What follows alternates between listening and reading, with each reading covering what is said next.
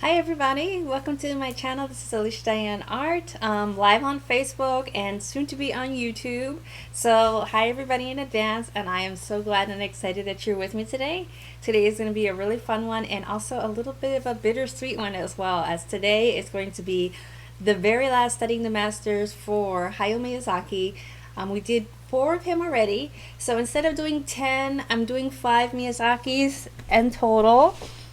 Um, I feel like I've said it way too many times. Excuse me, let me grab my book. I feel like I've said this way too many times, but I have to just say it. I'm just doing 5 because I'm not an expert on anime. It's not really my forte, but a lot of excellent, obviously, artists are. So if other people would like to continue their study in Miyazaki, I highly recommend this book. It's a great practice to kind of sketch after your favorite artist and just kind of get a feel for their style, get a feel for their pen motion or their wrist motion, however they're drawing. And you only really get to experience that when you actually sit and sketch their work. You can obviously look at it, but you don't really fully grasp it, I think, until you actually draw it. Just make sure whenever you're doing a direct drawing from someone else's work that you don't post it like as your own work, because obviously that's illegal. Well, not necessarily illegal, but if you're claiming it as your original design concept, there are copyright laws, so we don't want to, mess with that. Excuse me, I'm sorry. I just wanted to test out my sound effects. Anyway, I'm gonna pick an image. Hopefully, that is not overly. I wonder if I could do a storyboard. That might be kind of fun. I'm just thinking I want to do something that doesn't take incredible amounts of time, just because I think I might do a storyboard. The first one I did like some scenes. They were like visual development scenes. They were like originally watercolor. I did one that was characters, one that was architecture, and we also did another one that was like a character design. And now I think I'm gonna go for storyboard, something different. I do have my phone, so I can do a screenshot and share it to my computer. But this is the book. If you guys want to get it, go get it. They're not paying me for promoting it though.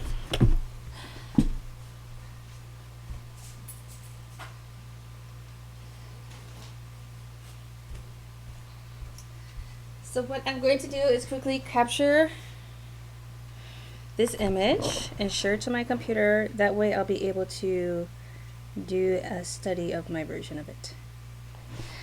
And I think we might even do a couple of warm-up sketches first, just because I like to do warm-ups.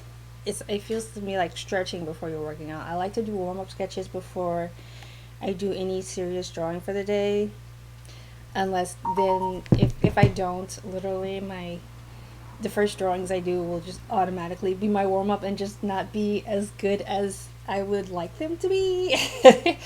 So I would like to try and avoid that and just get the first little quirks out of my drawings before I really get serious. And I'm gonna go to my favorite website for that, which is sketchdaily.net. And I'll do maybe like 5 1-minute poses. I'll keep it really simple because I know that you guys are so anxious to get into the real deal. Let me share my screen though, so you guys can see Photoshop. There it is. This will be where I'm going to be doing my sort of, is this better? It's kind of better. And what else do I need? I'm going to save this really quickly. And I'm just going to go ahead and open my template for Studying the Masters so that I have that ready to go. This is my 1006 figure drawing on my computer. Isn't that cool? I started doing figure drawing on this computer. I got my Cintiq in 2016. So 17, 18, 19, 20, 21, 22. 7 years and 1006 figure drawings. Okay. On this computer. Well, files. There's like anywhere between 10 to 20 in each one. And I'm just kind of bragging right now that I do a lot of drawing.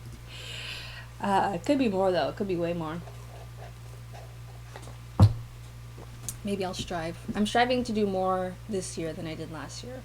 I kind of am doing it every day now, like 7 days a week. Whereas before I was a little more loose. Make sure that I'm doing them all with clothing because I don't want any issues with Facebook Live. And I'm going to get a nice brown color. Okay.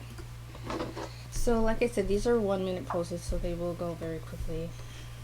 So bear with me. I think I'm going to start it over because I want to get the full 1 minute at least, since I don't have, obviously, a lot of time. What else is going on? It's been a minute since I've done live stream.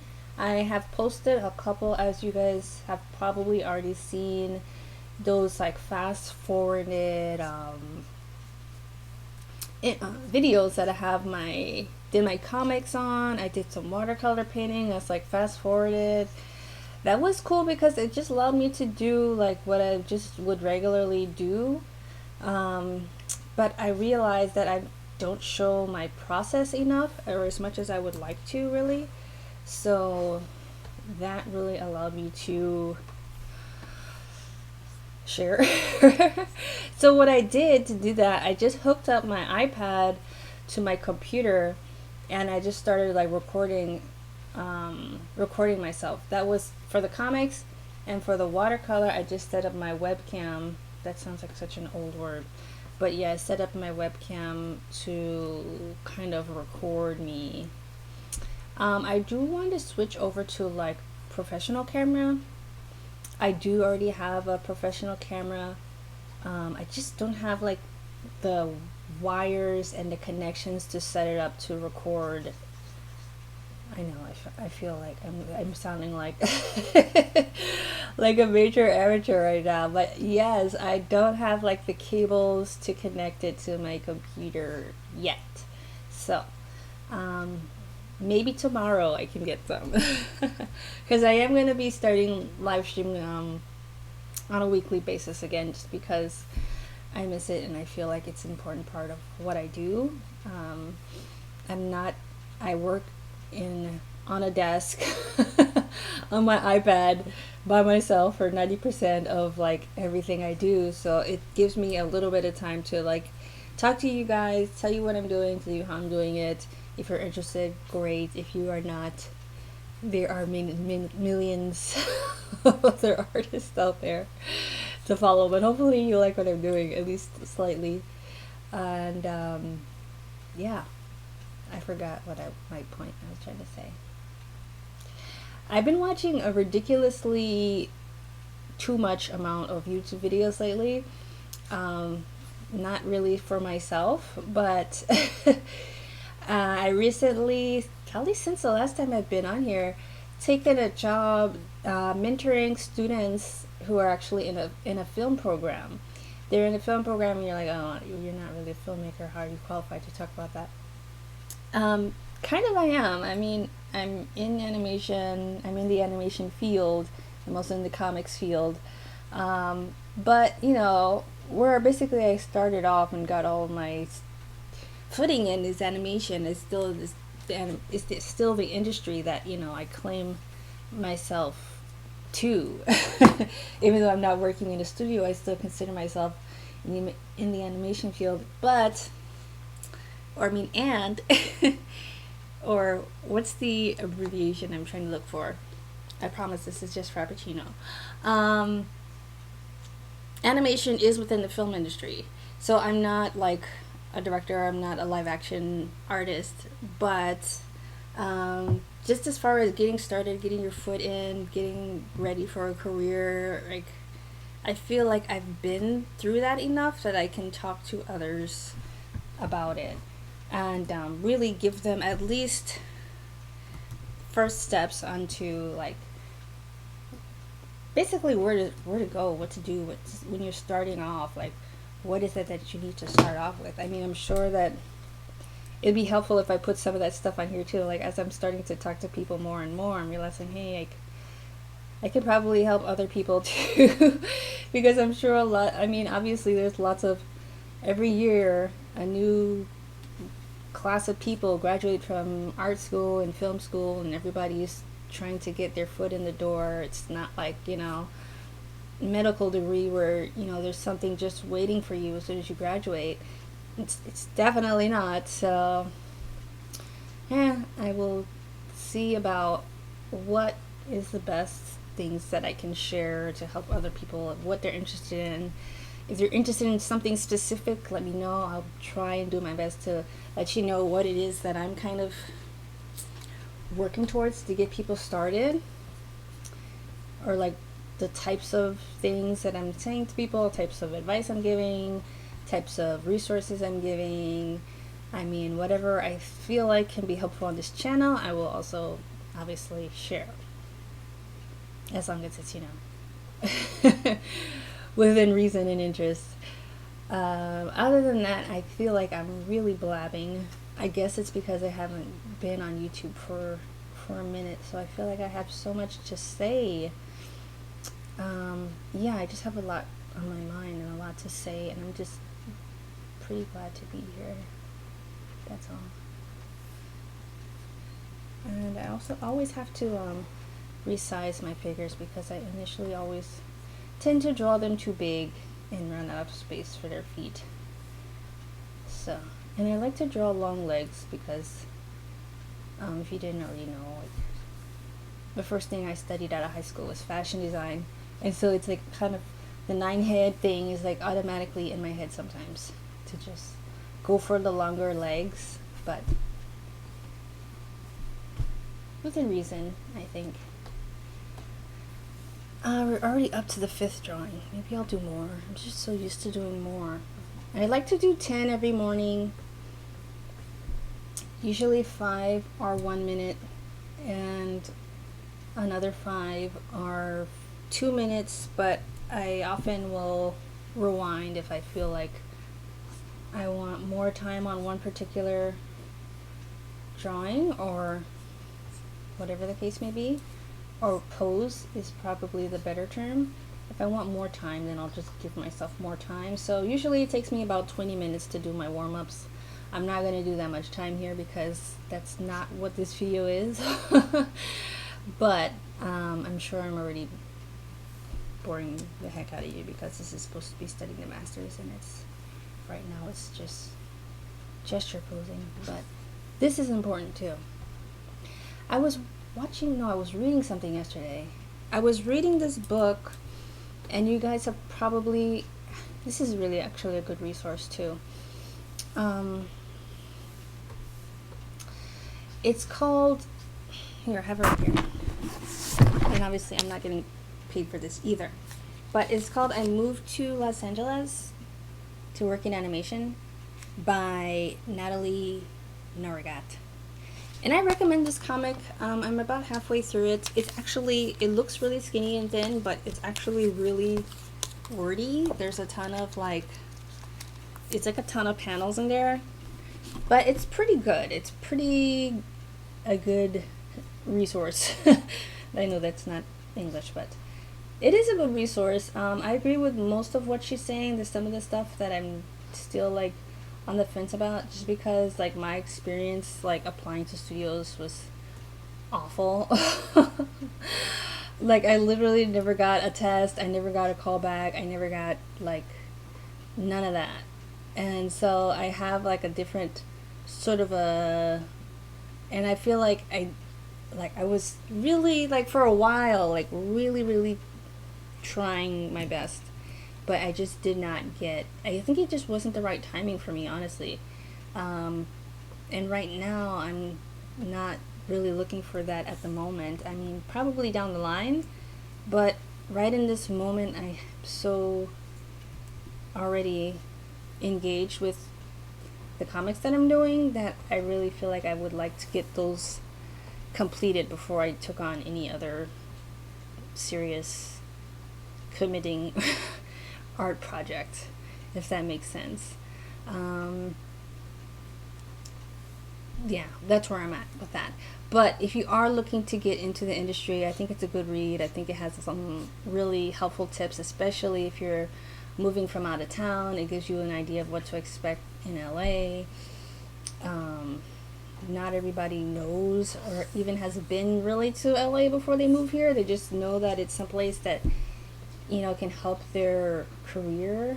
And so they just decide to, up and move. Well, that's what I did anyway. I had really only been to LA, I think, what, once, twice before I moved here for like very short. One was a day trip, literally. Another one was like for a weekend.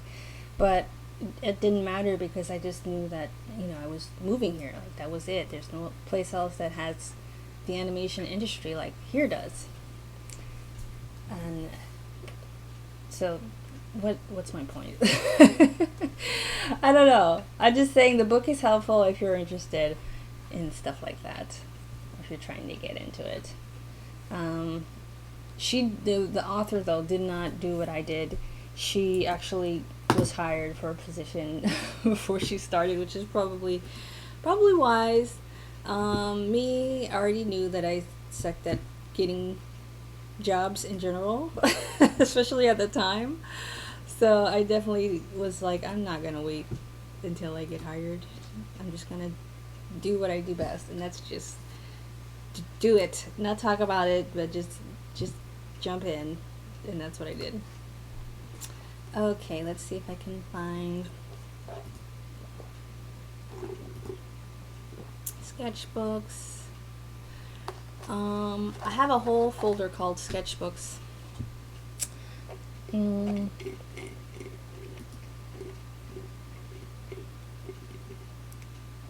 Cartooning. Blah, blah, blah. I'm looking for studying the masters. There you go. Where's my studying the masters template?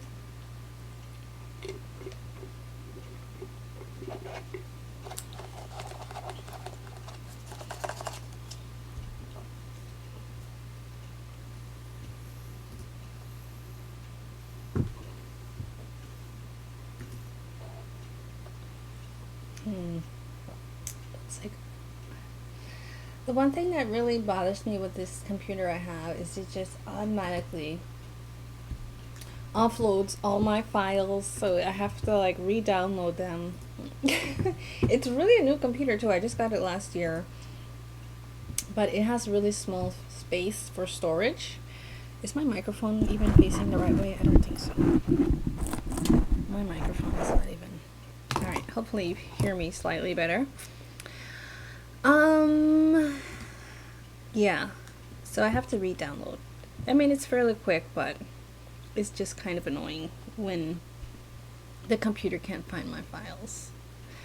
Sketchbooks, cartooning, blah, blah, blah, blah, blah. Studying the masters. We're studying the masters.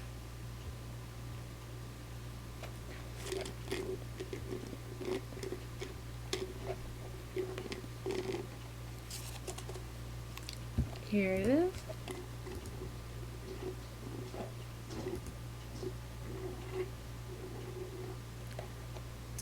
I'm sorry, the slurping must be annoying, but the Frappuccino is just really good.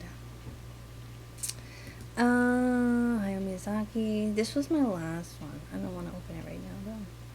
Actually, I should open it. What else?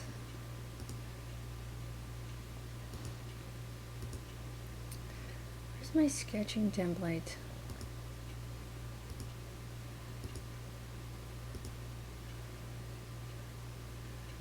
Okay. Oh, no wonder I saved it as. I didn't resave it, which I should have.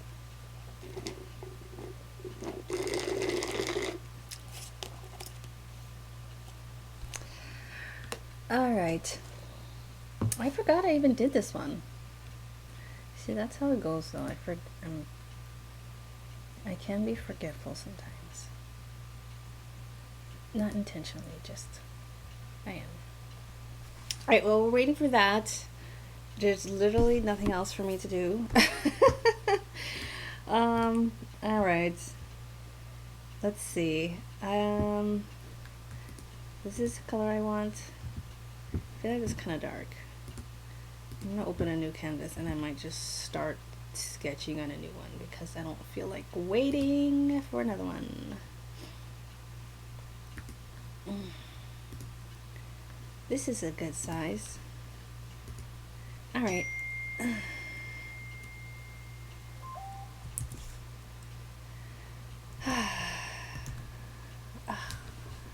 Cancel. Option delete. Alright, that's too dark. It's not the background I want. Where's the background color that I want? Man, that's okay. Gray is good. This is fine, I guess. Alright, and I'm going to use little like, it's literally like in boxes because this is the storyboard, but it's not like, you know, how storyboards are today. It's literally like, it looks like it was done on watercolor paper and taped off. That's what I'm guessing. 7, 8. 8 by 8? It's like 8 by 9 maybe. Oh, now it wants to open this. But anyway, this was the last one I did. If you guys can see it. Let's see. I see. I don't even remember the movie it's from. Princess Mononoke. But I'm, like I said, I'm terrible at this, and I can't fake it.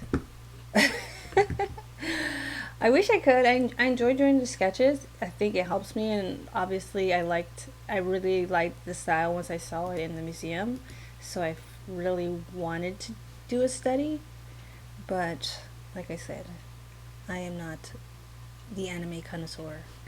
So there's that, and there's this, and I'm going to fill it in with like a nice, I'm gonna add a new layer. And let's do the fill in like a nice fleshy tannish light tannish color. Okay, I like that. That's 8.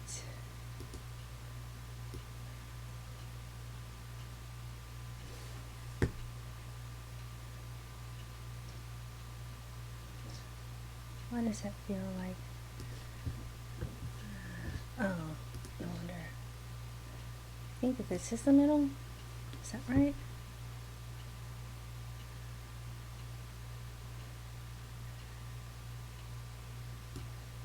I think that's the middle, so I'll just delete it like that. And let's see. 9 to 8 at 4 should be. Let's see, 2, 4, 6, 3, 6, 9, 3, 4, 5, 6, 7, 8, 9.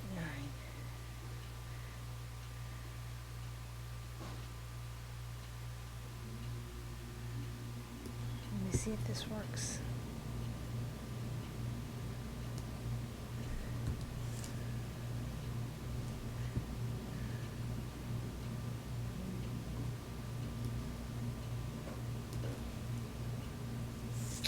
No, that's not what I want.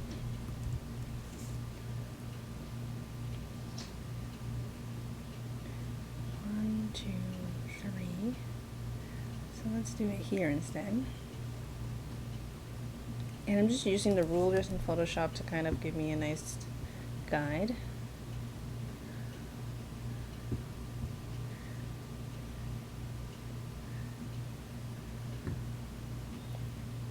Whenever you're in the select option of Photoshop, It will give you those little detectors to know where you're at.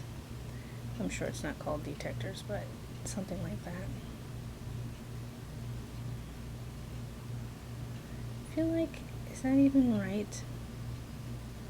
I feel like I can't measure. This is why in my comics I don't even like measure out like the little gutters. I just eyeball it. I suck at measuring in math. It's just so frustrating to me. I can't like do it legitimately. That's really not even, but this is why I shouldn't have done it like this. Oh well. Maybe I can even it out. How long is this? 1, 2, 2, 2, 2. So 1, 2, 2. So like right there, I need to cut off like half an inch. Is that even? Alright, 1, 2. This one needs to be like 1 bar longer, I think.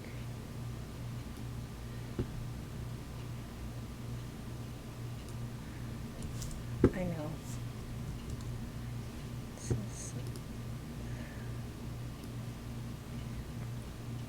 This is really like shortcutting it, but it's for practice sake. And I will try to offshoot this unevenness here. Measuring is hard. Who wants to measure? Well, obviously when it matters, but for practice sketch, I wouldn't say it's tremendously necessary. Alright, so I'm gonna go in these little boxes one by one and do like a little rough sketch of what the drawing is, basically. I'll do a rough pass, and then the whole thing is loose, but I'm gonna do my best to like do them on model as much as I can and try to keep the same like style. By the way, the movie is My Neighbor Totoro. I don't have the year, but it was made in the 80s. I'm sure some of you are screaming at me right now. That's okay. Alright, so I'm gonna name, I made a new layer. I'm gonna name this one Loose. It's my loose path. And while I'm thinking of it, I should save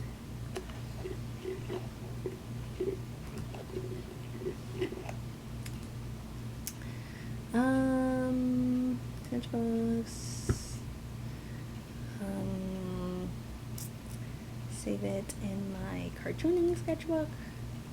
Under, you see how many of them are sleeping? Under Studying the Masters, if I can find it. It should be somewhere. Here it is. Studying the Masters, and I'll name it Miyazaki.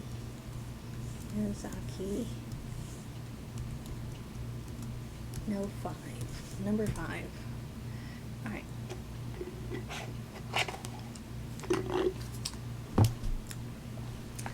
Alright, and I'm gonna zoom in so we can actually see what I'm doing.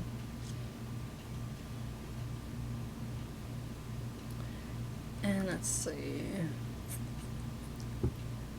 What color do I want to use? I want to use, I think I'll still use, I'll use a blue color.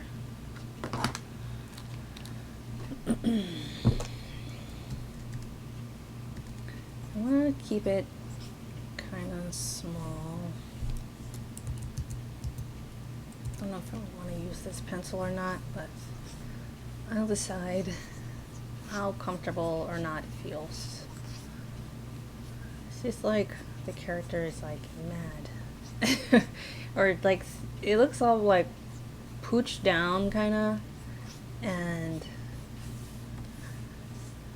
oh dang,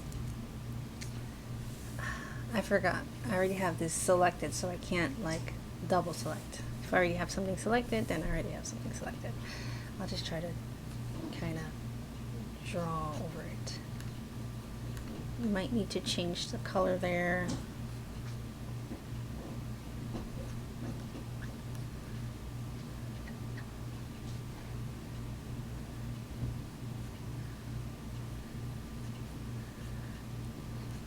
And this is the part where it gets slightly quieter because I have to focus, but I'll do my best to keep you as entertained as possible. Oh yes, by the way, if you have not already, I don't know what you're waiting for, so please subscribe and like this video if it's any good to you. Make sure that you subscribe to my YouTube channel. Even if you're on Facebook, the YouTube is at Alicia Dianne or at Alicia Dianne Art. Either way, it should take you to my channel. And from there, you'll be able to see it's gotta be hundreds by now, videos I have on there. I have a ton of videos, and they're all quite useful if you're interested in art and drawing and the animation world. I have a couple of animated videos. I did like some short films. You can also check those out, which is kind of cool because I do a little bit of, you know, I like to storytell. And the comic I'm working on now, which is JD's story, you know, it took me a couple years to write, but I really love the writing process. I've learned to love it. It used to scare the crap out of me, if I'm honest, but once I really like committed and started learning about it, let myself learn about it, it became really fun. Actually really started, like, I love it because it's all storytelling. I didn't know why I didn't I mean, duh, but it didn't come off that way at first for me. It just seemed like this threatening thing that I don't know how to do, but actually I didn't realize how long I'd already been a storyteller. I just did it like strictly visually before, but it's so cool to write. And so I have a couple of like shorts on there. They're mostly silly. The one I would recommend is The Magic Closet. That one is like animation and live action mixed. I did that one just a few years ago. Good Girl Princess is like my favorite thing, but no one really liked it. I don't want to say no one really liked it, I just didn't get any really viewing for it, but it's really quirky, it's really weird. It's a stop motion series. It's 6 or 7 episodes, I think. Really short, like 1-minute shorts, but they're super funny to me. Maybe it's just my own sense of humor that nobody else has, I don't know. But I would also recommend those to watch. It's where I did my little experimentation with stop motion, which was really fun. Okay, there's my first panel. So you see it's just like storyboard, it's just one panel, and it's just a very loose drawing, just getting basically the composition.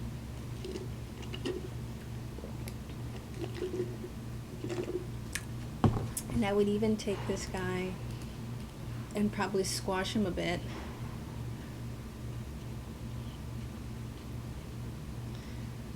To be more fitting, I guess, with what I'm trying to do. Just make him a little shorter and a little wider in the frame.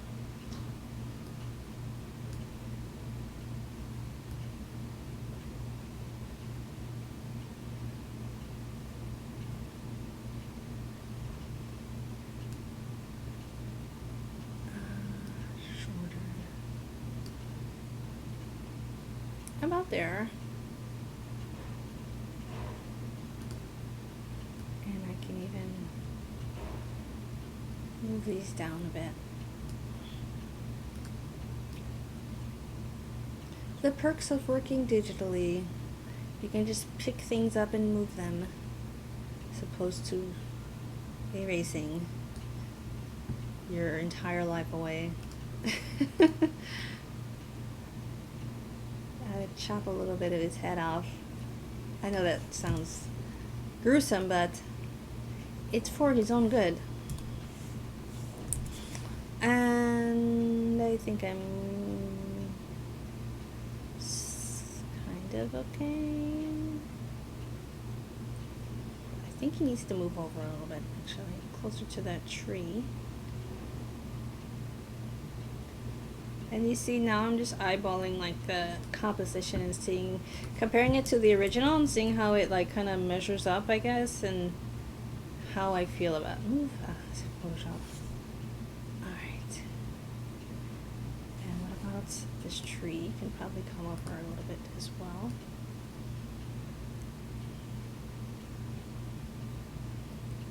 But overall not a bad concept sketch. This is the bottom part of the bark. That's it. Oh, what did I do?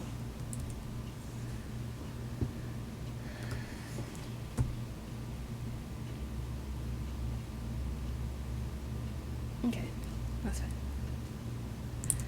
Alrighty. Where are we at on time? Not terribly bad. Alright, next pose. I'm going to go in here and just do the same thing, a nice loose sketch of my guy over here. This was really the stuff I like the most too. It's like all of the visual development, all of like the pre-production, all of like the, I don't know, the grittiness of like an original drawing. That's what I really like, you know, go mad for. I just love seeing like a really good artist, seeing like their loose and rough sketches. Like you can really see the draftsmanship, and I geek out over that kind of stuff because I just think that is what I really like to see. Like if I could just collect like original like rough sketches of like artists that I really like and that I really love, I think that would be so cool and amazing. Alright, I'm trying to make sure that I'm not getting my own style mixed up in it, even though that can be challenging. Like I would probably stop the cheeks here, but the cheeks actually keep going.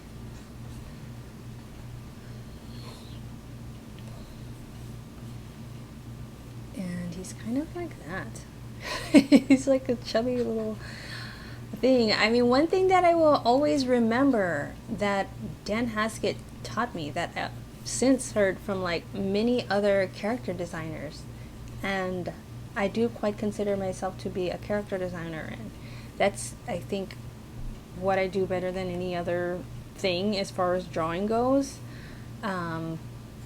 is, and obviously Miyazaki understood this concept, which I'll tell you right now, is make your characters look huggable. The most appealing characters excuse me, are characters that you want to squeeze, and that's kind of like the secret, like industry tip. I mean, it doesn't seem like a secret, but it kind of is. It's like when you can make at least one character in your picture, like, I mean, even kind of the ones that are mean still kind of have that appealingness to them. I mean, look at like Groot, and look at like the minions. They're supposed to be bad, right? They're supposed to be minions, but they're incredibly like huggable. Like when you look at them, that's why they've made like, I don't know, $200 billion in the box office, or however much they made, in 20 million movies about absolutely nothing. But I know I'm judging here, but basically that's the secret. It's like you have to make your characters, you look like Pikachu now. I'll have to fix that. You have to make your characters look huggable. That's like the one thing, that tip that really stuck with me and made me look at characters and character design very differently, because I'm like, my character is huggable? What is it about them that's appealing? What is it about their colors? Are their colors complementary? You got to think. I mean, when you're looking at it just as like a viewer or audience member, you didn't even see that stuff. But when you go back and you look at like every major character design in history. I know I'm getting dorky now, but so many of them just use like primary colors. I mean, look at, let me see, like first example is SpongeBob. He's like blue eyes, yellow body, and a red bow tie are like his three primary colors, which are the three primary colors of like the color wheel. And who else is like a huge character that's like all primary color? Or God, it's even in Jurassic Park, which you don't think of live action as really having character design, but it is, and a lot of it is in the costume, how they dress them up. But the main character, I don't remember his name. I love the movie, but I don't remember his name. The main like archaeologist guy, he's also wearing primary colors. He has like the red bandana, like the blue jean shirt, and honestly, the skin gives is what gives us the yellow hue. It's not obviously straight yellow because it's live action, but that's what gives us the yellow hue. But we're seeing the primary thing that we're seeing is those three primary colors: it's the yellow, the blue, and the red. And a lot of characters are that color. A lot of them are complementary colors. I know I'm getting into dorky stuff now, but that's just how I am. I don't know if I can change that very much. Um, yeah, I don't know if I can ever not think that way. I just think that way. It's a curse. It's a curse from beyond.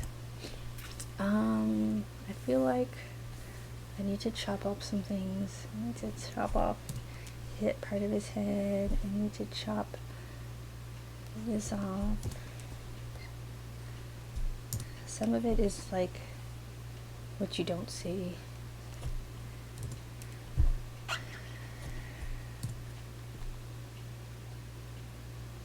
He's not really smiling. He's kind of like, he looks kind of afraid, which is like the character was in the movie. He's just kind of like, he seems like, especially while he's still sort of like a secret to be found out by this little girl. He looks kind of nervous all the time. He looks kind of awkward. He's like, I'm here, but am I supposed to be here? I'm not sure if he's like, I think it's is it like a metaphor? Is he like supposed to be an imaginary character, but like reimagined? Like he becomes real? I don't know. I like the concept. I like the metaphor of the girl having like an imaginary friend to deal with like the trauma that she's facing with her mother in the hospital. So I did enjoy the movie. I did actually see this one. A lot of them I haven't seen, but this one I did, and I really actually did enjoy this one. It's like 1 point for anime. I tell you guys, if you haven't seen my previous episode, I explain why I was traumatized by the anime Little Mermaid as a child, and I have since I've since given up on Japanese and animated films because it's like I do not want to be traumatized again. Alright. That's kind of cute. It kind of looks like him a little bit. I feel like I will probably do some editing when I do my final pass in a few minutes. Looks like an angry cat right here. Looks like my cat, actually. Looks a lot like my cat. My cat is such a, like, she is so extra for no reason. If you knew her, you would know I'm not joking. She is so dramatic and old. I think she's like 12 years old now. I mean, we love her to death, but it's like such a like diva slash drama queen slash like I think she has a lawyer that I might be hearing from at some point with whatever her complaints are. Alright, let's start this. We have a very short time remaining, so I'm going to try and see what we can do. This one is like, basically it's like his big body. It's just a big body. Big body, not so big arms, or smaller arms. trying to grab onto this little leafy umbrella. And my tortoise is going to be joining my cat any minute now because she is getting more and more demanding every day. Like whenever I don't feed her, whenever she wants her to be fed, like immediately, which is every day immediately, then she will proceed to like pound on the door, which you guys probably have heard and wonder what that strange noise is. Oh no, I drew on the wrong layer. Dang it. This is one thing that will never go away in Photoshop. There needs to be like an alert or reminder. Like Photoshop needs to be smart enough now to like just remind you when you're on the wrong layer. Like you guys know that I'm on the wrong layer. Like why don't you tell me that? They know I'm on the wrong layer, but they didn't tell me. I'm just gonna lock it so I can try and be smarter.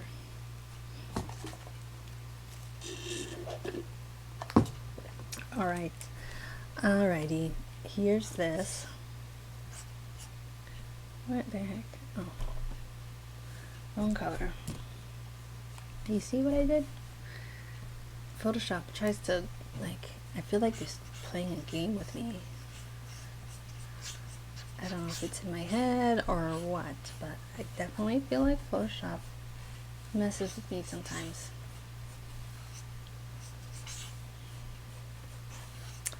Alright, it's the big, I feel like it's too round. I want it to be more organic, so I might need to adjust, because a body, any body is never like perfectly round, no matter like, and I don't like to make things perfectly round in my character designs. It just doesn't feel like real to me. Or it feels like too fake and stiff. I always like, even if it's a like, you know, kind of a TV style and it's kind of wacky, I still don't like to make things like perfectly geometric. I like round edges. I like organic shapes. I like order. I don't want it to be like chaos and like, you know, undistinct, but I still really like there to be, I want it to feel like it's a mass that's moving. Maybe that's so, I tell you, when I start drawing and talking at the same time, I tend to get philosophical about my theory and all that, but I can't really help that. So he's trying to clutch onto this thing for dear life. He makes a weird sound too. He's like, ooh. I can like almost hear the sound of his big body.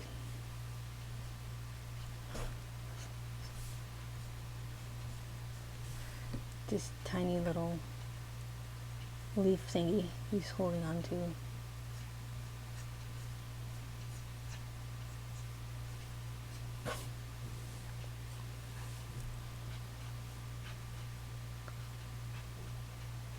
I feel like I had a dream about this at some point. I don't know, I just got a weird deja vu. I don't know if it was from a previous recording or what, but I just had like the strangest, and I like to know the direction so it doesn't feel like they're just going straight across, but they're following the shape of his chest.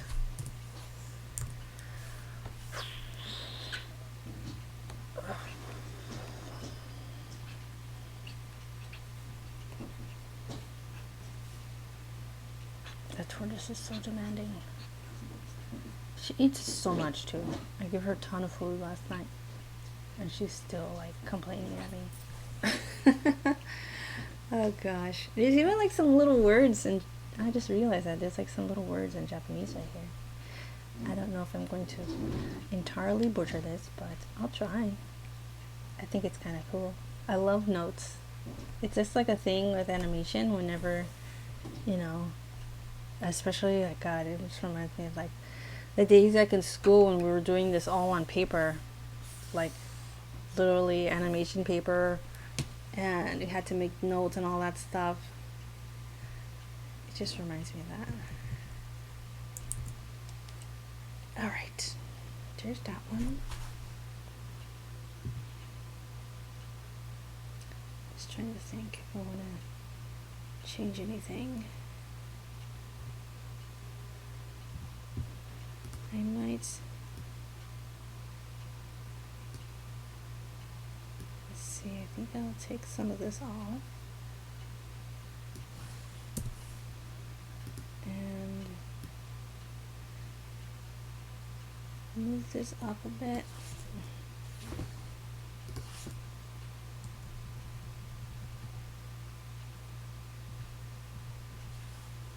And make this bigger.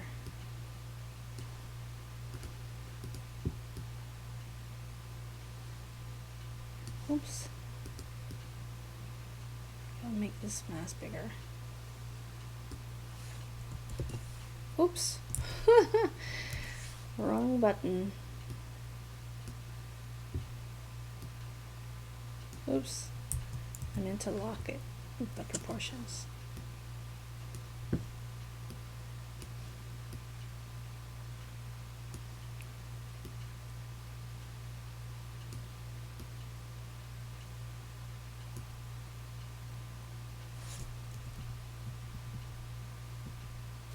That feels better.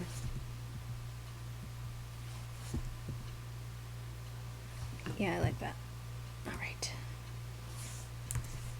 Save it.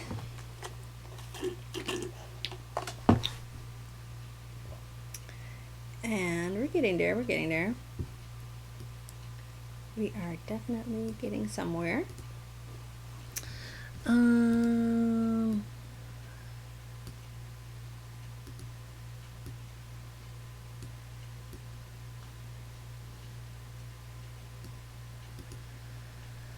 All right, let's see.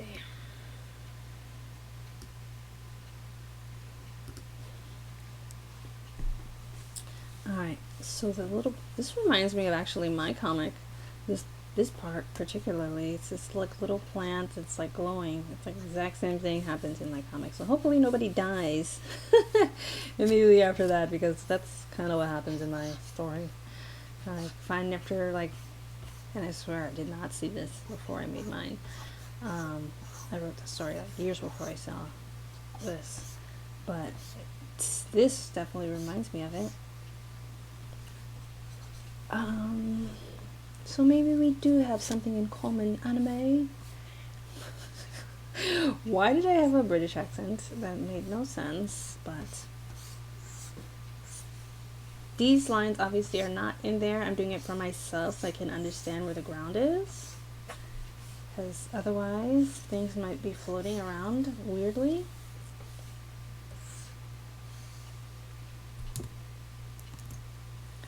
That kind of makes it make more sense to me. There's like some Japanese lettering, which I will try to emulate. I don't know if it will be legible in Japanese, as I don't speak Japanese or write Japanese, but I will try to give some nice respect to the language, because I don't speak it, but I don't want to butcher it. Right. There's that. There's one of these. I've seen that before. I don't know what that means. There's something like that. There's this. I turn too big.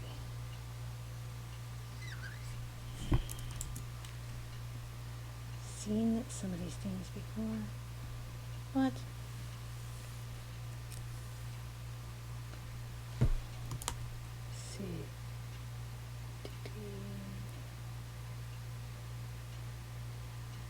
That one is like that. That one is like that. And then there's that. Right. I have no idea if that makes any sense in Japanese, but hey. Alright. You can let me know if you speak Japanese. Please let me know if I said anything that makes sense in that writing that I tried to emulate.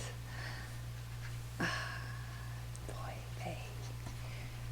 Why do I feel like I got an alert? Alright. That goes up. That comes like that. And I kind of want to give the framing for the shading, even though this is all going to be done color wise. I still want to have an idea. It's like almost like circular, the gravel, the way it's coming around, coming up like this, like this. There's flooring here, gravel, some foliage, some gravel, and stuff like that. Some kind of more gravel, and blah blah blah. And I think a little light, and I think that's it for that panel. Alright, we got 2 more panels. These are the little girls. They're so cute.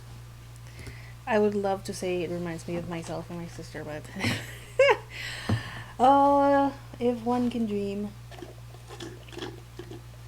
If I can dream, please let my dream. Oh gosh, I didn't tell you guys this. Well, maybe you saw my Instagram. I did put my stories how obsessed I am with the Elvis movie. I saw it.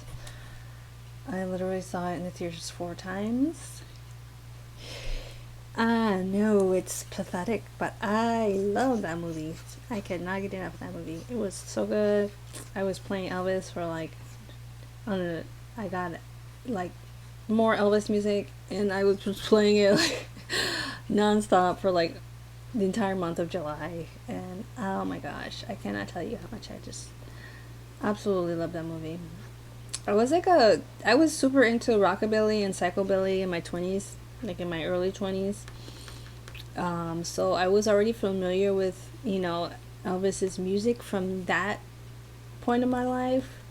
I listened to him quite a bit, but I didn't have any context at all. I just knew he had some cool songs. I had heard some not as like flattering things about him, and I wasn't sure were true or not. But the movie really brought so much context, so much clarity, such good storytelling, so much of like what you don't see in people's lives, and like it's just good. It's just a good movie. That's all I can say. And I loved it so much. So much. And I would highly recommend it for anybody who likes movies and music especially. I guess it's kind of like it's almost, I would say it's a musical because there's just so much music, but it's not like they're just singing scenes, but it's just incorporated his music so much into the movie that I, in a really like flattering way. I don't know how to explain that any better than that, but yeah, I mean, I don't know. Is it? I'm not sure. I'm not sure what I think no, a musical is like you're singing like what's happening in the movie, which is like basically every Disney movie. You're singing about your life. You're singing about what's going on, and it's not that. It's definitely not that. It's just a lot of like performances that they show. And like while they're doing other things, like they'll play his music in the background and whatnot. It was really good. It's just really good. I think my version of this character looks more like a chipmunk. I just automatically have more of an like Americanized style. I can't really help that much, but I can definitely try to emulate the character style. I'll try my best.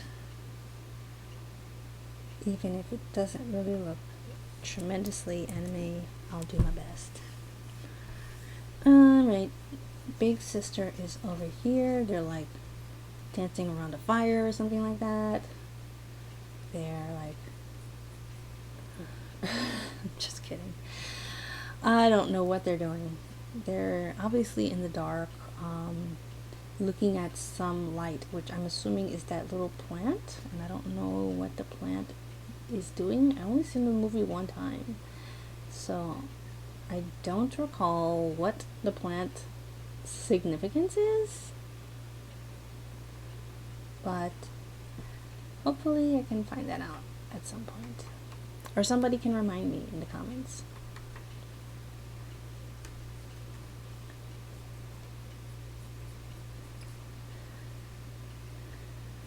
All right.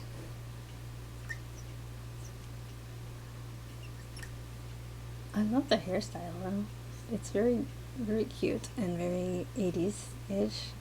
It reminds me a little bit of like the little girl's hairstyle in All Dogs Go to Heaven, which I think she is like one of the cutest little character designs, I think. That character, which I don't remember her name, but she was just so, I don't know, original with that black hair and those crazy clothes, kind of like a Pippi Longstocking, I think. Must have been that she must have been inspired at least in some ways by like the Pippi Longstocking 80s style, because she didn't really look like any animation characters that I had seen really up until that point. I mean, I guess you could probably compare her with a Snow White, but like a child version. She almost does like look like a child version of Snow White.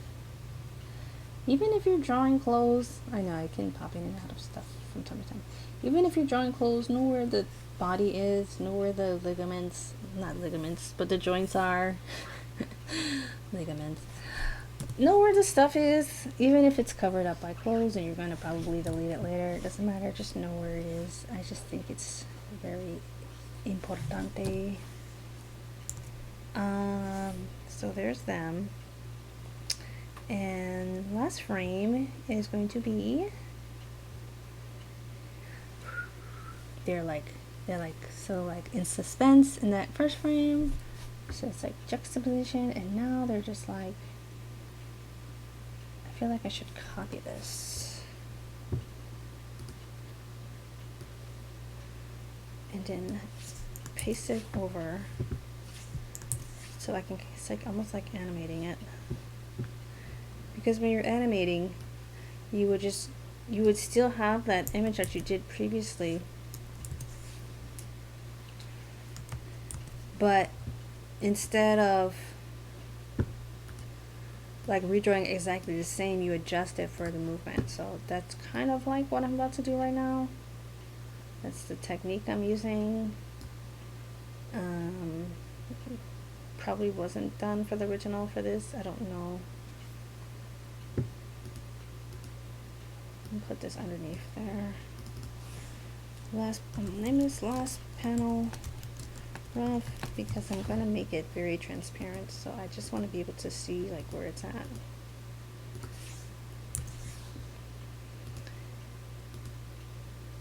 Okay, I'm going to lock that in, go over here and give them their new pose. They're like whole big like movement. She's not even over there anymore, she's like moved. And her whole body is like, woo. She's like, woo, yes. She's celebrating something. Obviously, I'm doing her really loose right now.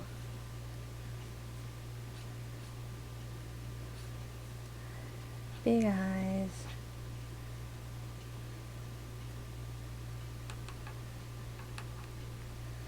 I'm still trying to decide who I want to do next for studying the masters. I think I want to do Ivan Earl. I know I want to do Ivan Earl. I'm just trying to decide if I want to do him next or not. Probably I will. But there's a couple of other artists I want to do, and I really would like to celebrate some black artists. It's hard to come across, like, you know, it's in the industry, it's very hard. I did do Dan Haskett, he's great, but I'm gonna show actually some artists that probably, you know, are outside of animation. I mean, unfortunately, there's not a tremendous amount of black artists within the animation field. There are a lot, obviously, but not by comparison to the amount of other artists, is what I'm trying to say, which is unfortunate, but it's just like, it's just part of the industry, unfortunately. hopefully things will change, but you know, how many other things are we trying to, you know, create equality, and a lot of things need to change. So if you're just going to sit around and try to hold your breath on them, then you know, you might be waiting for a long time. But I do want to probably introduce some artists who are not in animation but who have really inspired me, and who I would like to learn more from, and who I can think that you can learn more from also, because that's really the point of this whole thing. It's not necessarily to be just animation artists, even though that's, you know, that's the field that I like to focus on, because that's, you know, the style that I'm working in, and that's, you know, where I have my interest and my passion, and where, you know, I'm hoping that if you're watching the channel, then you probably also share the interest and passion in animation also, animation drawing, in cartooning, drawing in general. So I'll try to just incorporate artists that I feel just have like unique voices, unique styles, you know, can, you know, really contribute to all the amazing art that we're trying to steal from. Because, I mean, what is art making without stealing from other artists? And, you know, like, it's almost like being a creative vampire and sucking out, like, their life form. Well, I mean, it sounds horrible when you say it like that, but it's kind of what we're doing. I mean, when you study another artist, you're basically just trying to gather bits and pieces of what they're doing. So you don't take everything, but you just take like an arm, or take like a leg, or like it's you're basically just gathering pieces so that you can incorporate something that they're doing into what you're doing. And if you do that from enough artists, then as a collective, it creates your own style. And that's just how it goes. You become better by learning from those who have done it before you and who've done it better than you, so you can eventually one day become the best version of you. I know it sounds really cheesy, but that's what it is. It's all it is. And every artist, don't feel bad, because every artist before you, every artist you admire, has done the exact same thing. Like, that's just what artists do. Pablo Picasso famously said, "Bad artists copy, good artists steal." So you're basically just stealing the best bits that you can and incorporating it into your own works. That's what art is. That's what art as a professional is, anyway. You want to take what you can. Take. And then give. Like this. You can show someone else how to do it. Show someone else how to steal better than you. And that's kind of where it's all going to be coming from. It just goes in a great circle of life of artists stealing and giving, and stealing and giving, and stealing some more and giving some more. That's the great circle. I know, it's ridiculous. I'm so ridiculous. Alright, so I'm going to move this over a little bit in frame. And we are ready to do our final passes. And let's see. This is so fun. I think this is super fun. Alright, let's see what we have now. As a whole, this is what we have. Our little frames. And let's see what we can do about inking these. Turn the opacity down a little bit less than half, and just begin to go over them with a nice, like, charcoal-y color.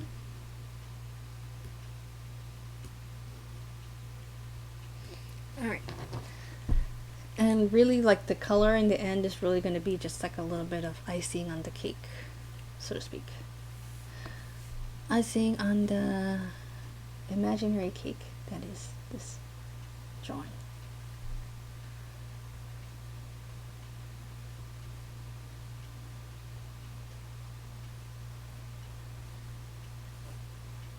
I'll be looking somewhat.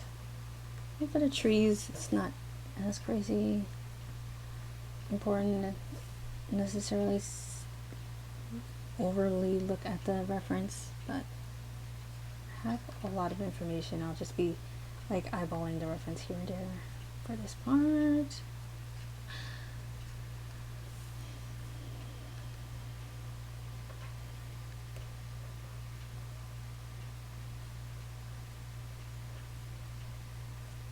feel comfortable enough that it doesn't feel particularly taxing. It just feels pretty natural.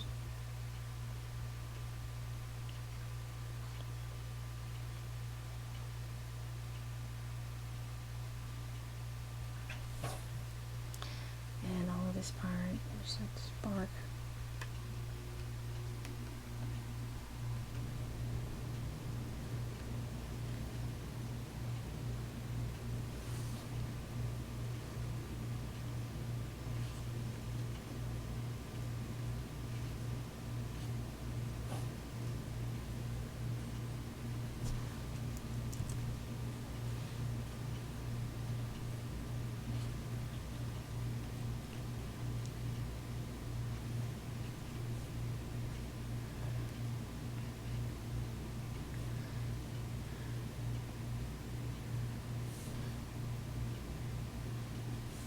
This is the part where I might be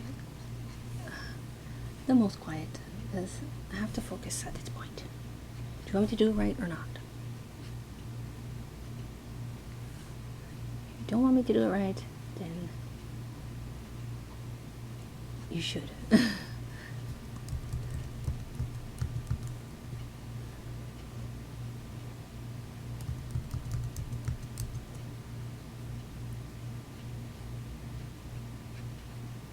Looks kind of evil, huh?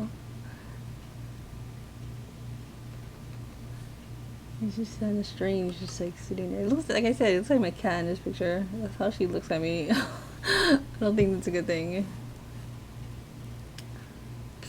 Evil, evil, evil as can be.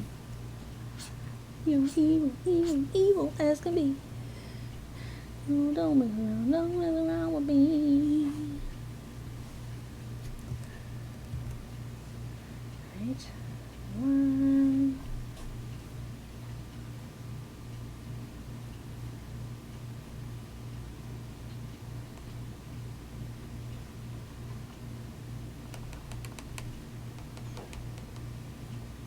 Some people do really small pupils. I like to do bigger pupils, but I'll try to keep the style as much as I can. My dog is having nightmares, so if you hear something strange in the background, that's what that is. She has random nightmares, especially at this time of day for some reason.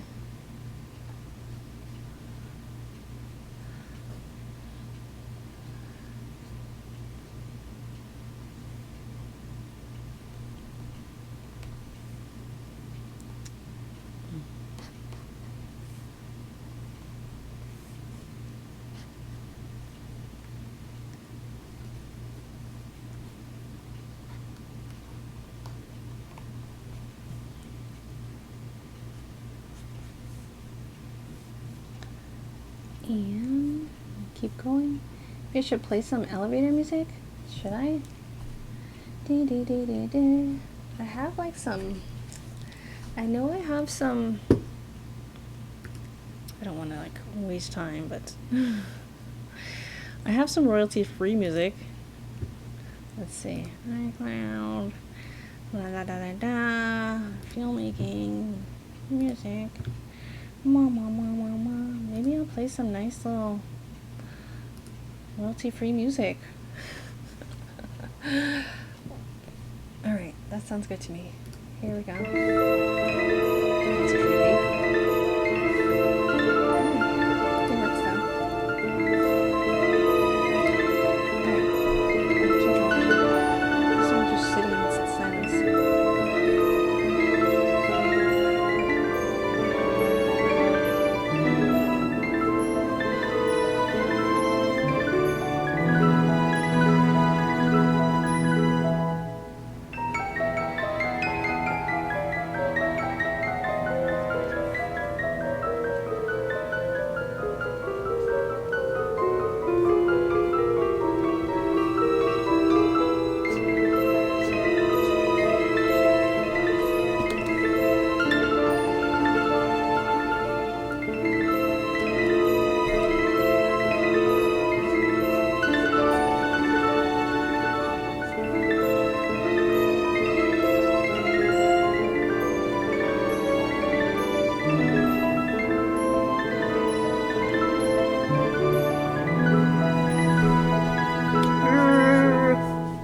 short. How is this picture sound?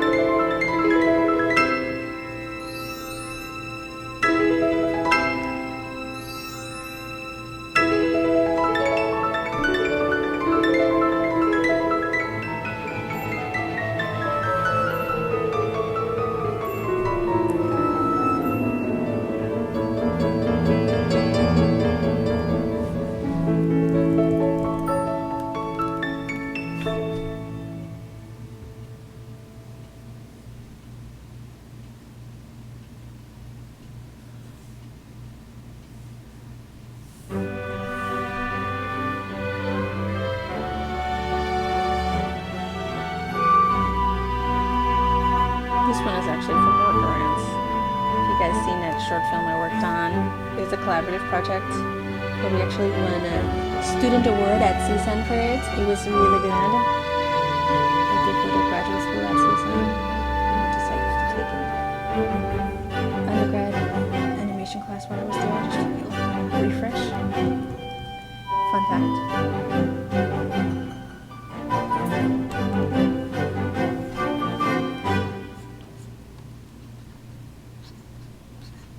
Is that it? That's a short one.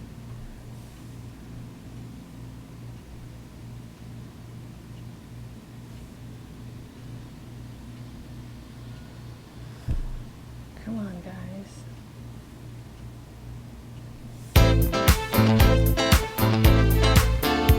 Don't you just love royalty-free music? Whenever it doesn't have that that sound, whatever. These are actually some incompetent. It's a really good website.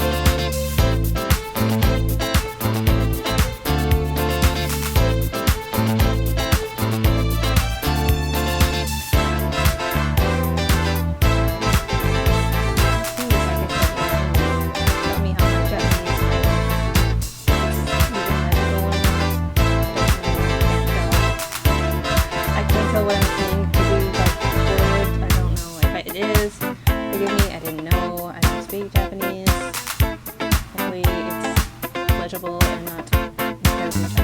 I can imagine someone that doesn't speak English just trying to write it. It probably would make sense either.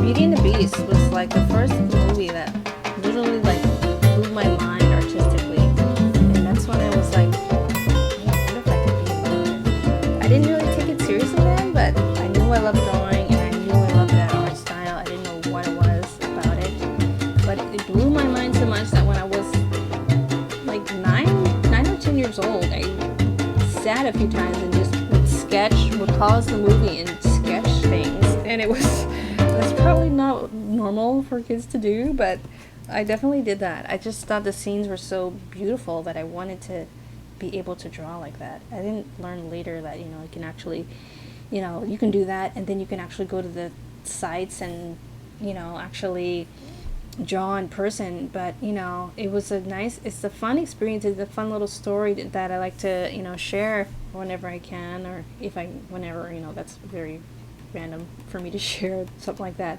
But it just like sketching this just reminds me of when I did that, and how animation can be so beautiful, and even just like a still frame can have so much energy and storytelling, and it's that kind of stuff that is really why I love this medium.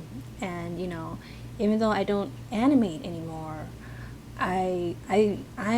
for me, it's all about the drawing. The days are kind of gone where character designers would also animate the same character that they're designing, but like they did when I was a kid. But I love character design, and I love the medium of animation. I just think there's nothing else that is just like it. It's just so incredible to me.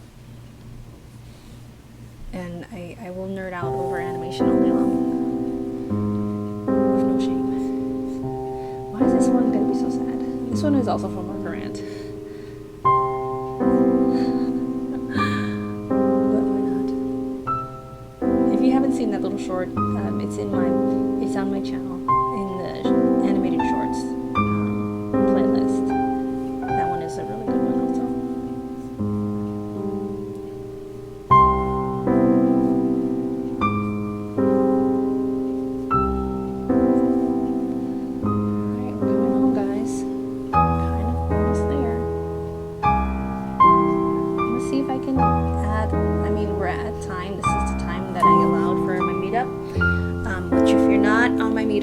You can go ahead and join at cartoonartcenter.com. We do meetups in Los Angeles areas and online, so what are you waiting for? I'll put the link in the description for the YouTube channel, and like I said, if you're on Facebook, you can easily go over there or go to the website, aliciadianne.com.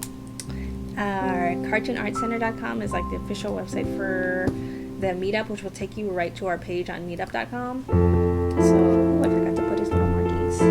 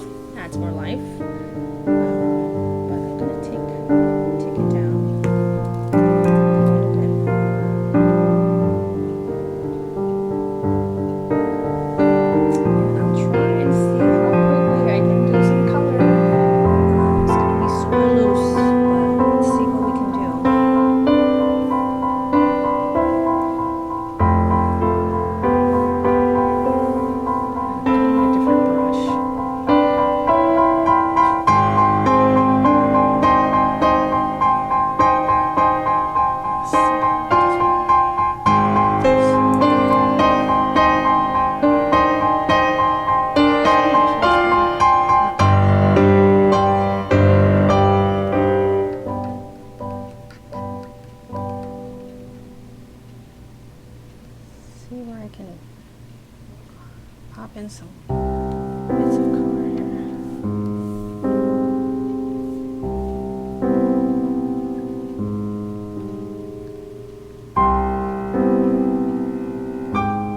This music is really depressing. It's really sick.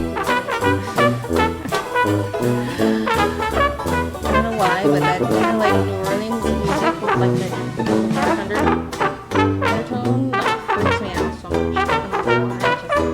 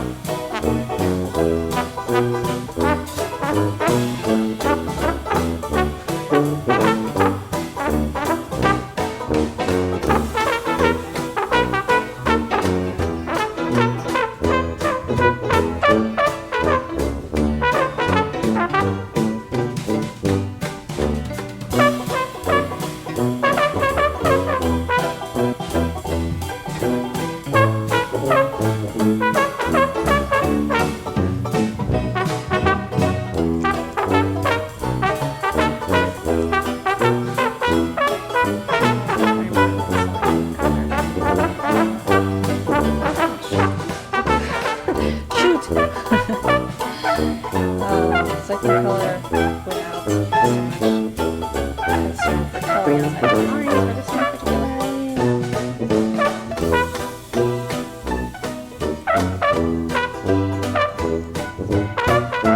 I don't like to sweat.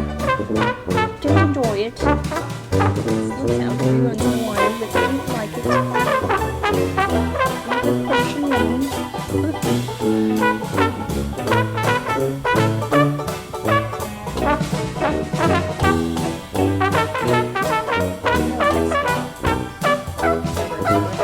Every time I go through the spirits, she like freaks out.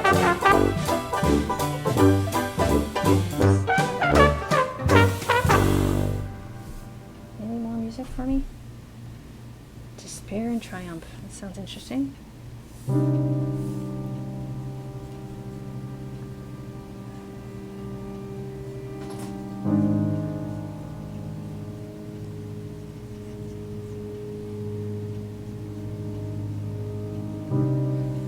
What color is that actual leaf?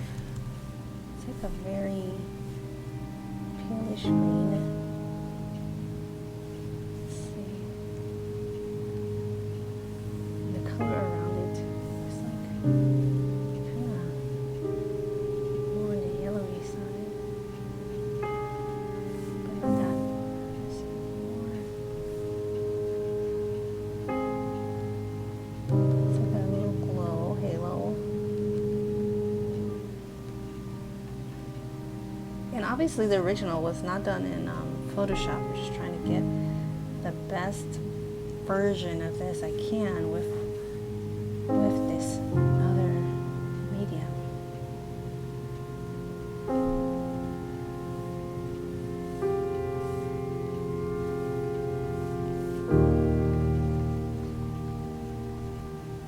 Which is a very, very different medium, but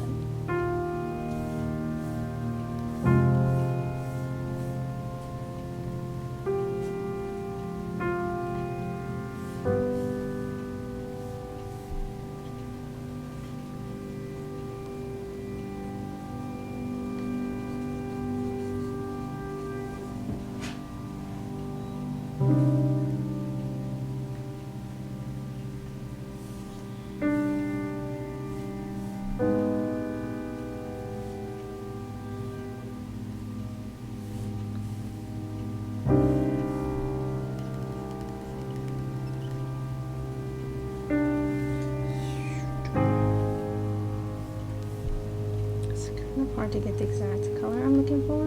Feels a little off. I don't think I did the pictures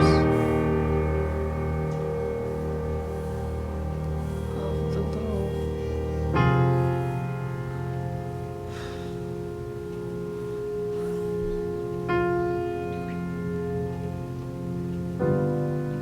plants and such. I forgot to sketch those with ink.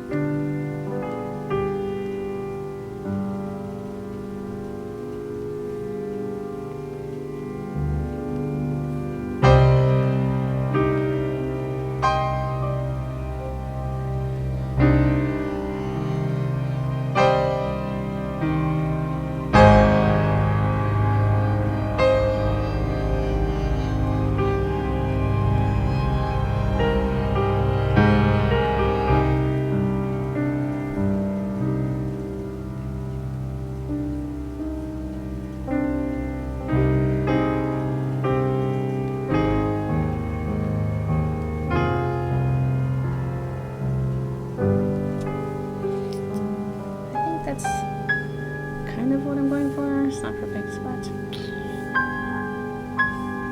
might have to do for the moment. So I'm running short on time. I have to work on my comic. Don't know where this British accent is coming from, truly. But I would like go through it and like blend it if I was like, you know, to really try and make it look more accurate, which maybe I can do swiftly.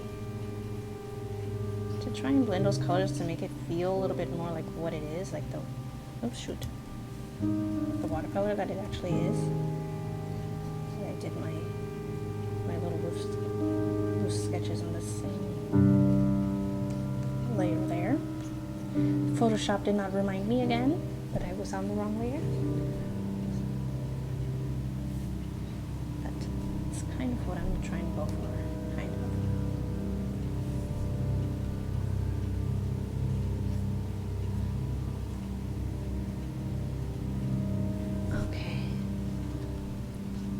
I'm trying to quit, but my brain is like, keep going. I have to let that panel go, let it die, and move on to the next. So I have more to do. Try and capture quickly the shadow on these girls' faces. Oops, am I on the wrong layer? Oh, no. Got to let that one go.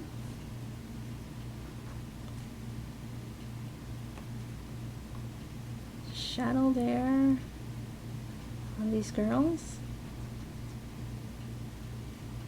Like I said, the originals is even like done really loose, but it's just cute, and it has like the, definitely has like the storytelling, even though it's loose, you can still kind of feel it.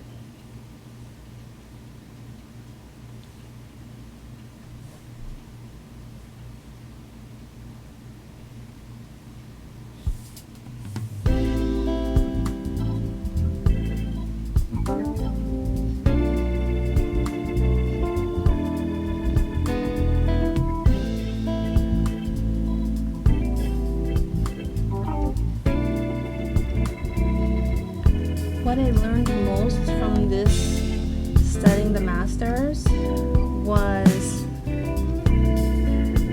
just how much watercolor was used, which I didn't realize that.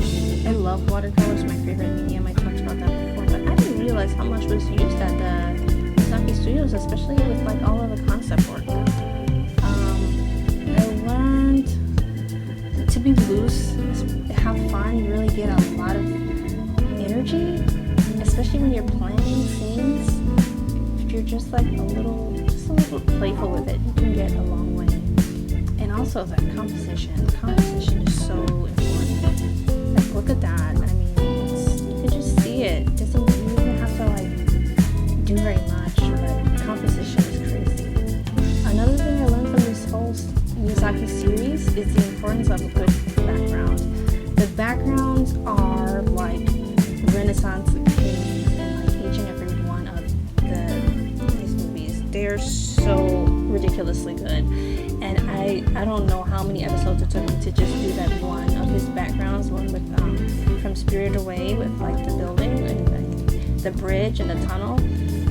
Oh man, it took me forever just to do one like study, and that was like, you know, my own little digital version, so I can imagine. I don't know what the original was made with, but it was definitely like some kind of traditional paint.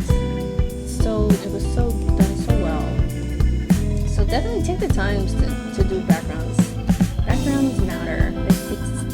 It's subtle because you don't realize like what you're experiencing. It's just like when I was drawing like in Beauty and the Beast, and I paused it and I was drawing, you know, from the screen. I was drawing the background. I was drawing like the beautiful scene of like the rose bushes and the waterfall, and you know, it's like, you know, when you're just passively watching a movie, you don't really think about those things, but when you start to like, you know, appreciate the art, like you really notice those things, they stand out to you, and it's just kind of incredible.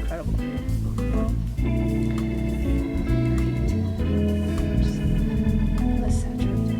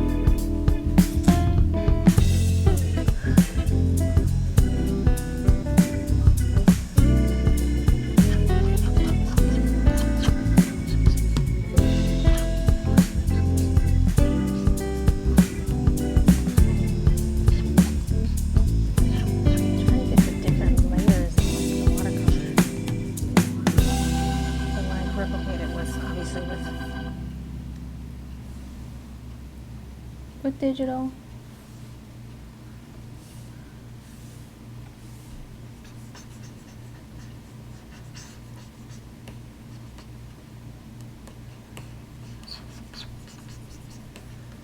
Let's pick the last music of the day.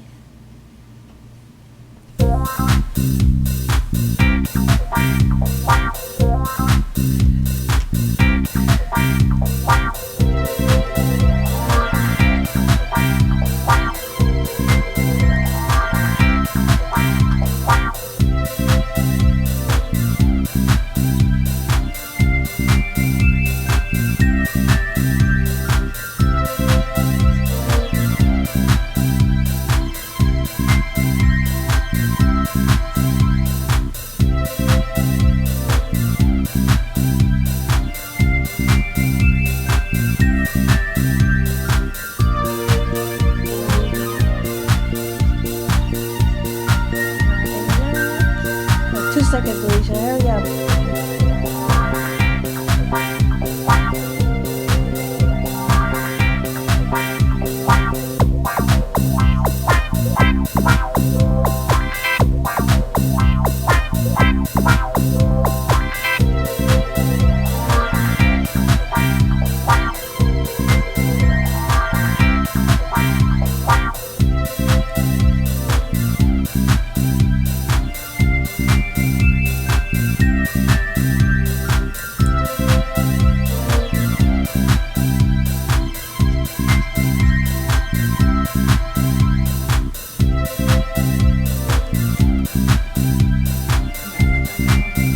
Alright guys, that is it. We have officially completed Hayao Miyazaki Studying the Masters. I hope you enjoyed this. It was fun for me. It was.